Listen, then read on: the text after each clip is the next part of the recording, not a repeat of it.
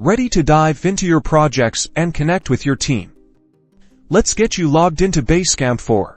First, open your web browser and go to Basecamp.com. You should see the main Basecamp website. Look for the login button, usually in the top right corner, and click on it. This will take you to the login page. Now, enter the email address associated with your Basecamp account. In the email field, double-check that you've entered it correctly to avoid any errors.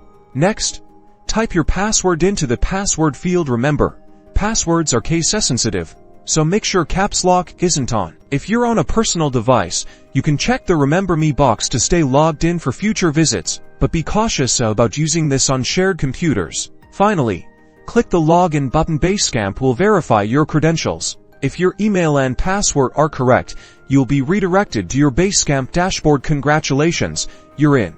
You can now access your projects, messages, and everything else. If you've forgotten your password, click the Forgot Password link on the login page. You'll be prompted to enter your email address and Basecamp will send you instructions to reset it.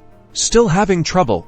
Basecamp's Help Center is a great resource for troubleshooting. You can find helpful articles and contact their support team. And that's it.